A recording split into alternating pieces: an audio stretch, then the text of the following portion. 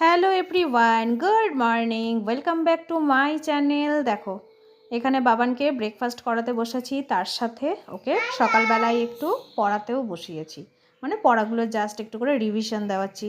ইভিএসটা না বেশ টাফ এবং কোশ্চেনও মানে মানে বেশ কয়েকটা কোশ্চেন ভালোই ঘুরিয়ে দিয়েছে।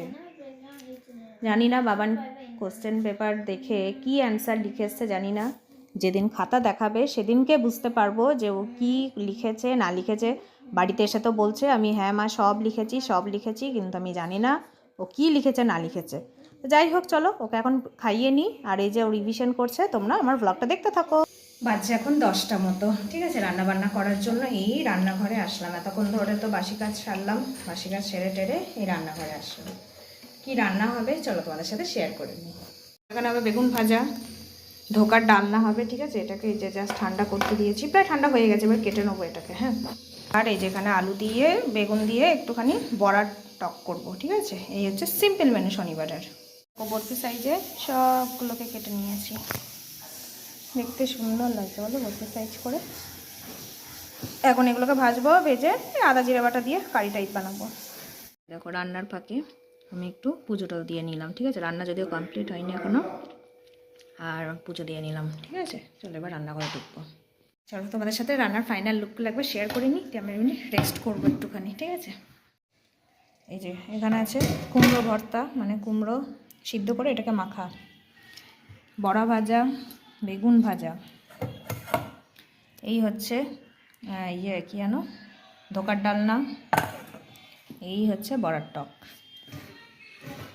নিরামিষ রান্নাগুলো কিন্তু দারুণ দারুণ রান্না, জাস্ট দারুণ। ভাত হচ্ছে, এখনও ভাত হয়নি।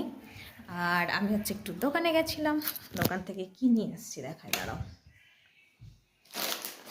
এই যে পপকর্ন নিয়ে এসেছি, এখন শোবো, শুয়ে পপকর্নটা খাবো আর একটু ফোনটা ঘাঁটি। চলো রেস্ট করি একটুখানি, হ্যাঁ আর পারছি না, চলো টাটা। সবাইকে জানাই শুভ সন্ধ্যা। বাচ্চা এখন 7টা মতো। এই যে চলে এসেছি ম্যাথ বই নিয়ে। নেক্সট অ্যান্ড লাস্ট পরীক্ষা ম্যাথ পরীক্ষা, ঠিক আছে। প্রথম দিকে যত সোজা সোজা পরীক্ষাগুলো হয়ে গেছে, আর শেষের দিকে যত টাফ টাফ পরীক্ষাগুলো দিয়েছে, কি বলবো, আমার কপাল ফেটে গেছে। আর ওই যে ওই পড়েই উঠলো একটু আগে, এখন ডানা কাটা পড়ি গানে নাচ হচ্ছে বোন।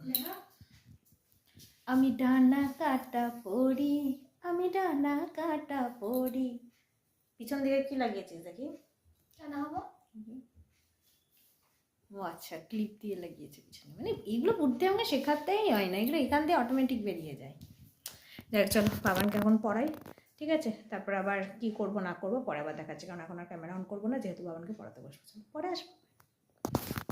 আসলাম ডিনার করতে। ভাত এখানে একটু সয়াবিন ক্যাপসিকাম দিয়ে একটু ফ্রাই টাইপের করেছি, মানে একটু মাখা মাখা।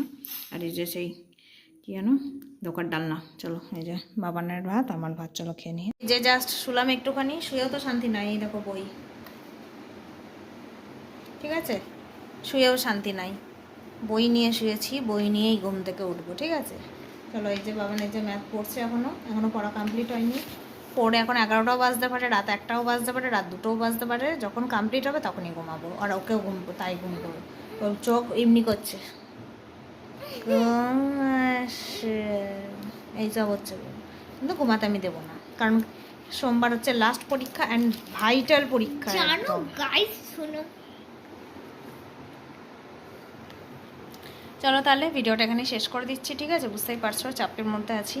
আজকে আমাদের ভিডিওটা এখানে শেষ করে দিচ্ছি। তোমরা সবাই খুব ভালো থেকো, সুস্থ থেকো। দেখা হচ্ছে আমি আর একটা নতুন ব্লগের সাথে। আজকের মতো tata, bye bye, good night.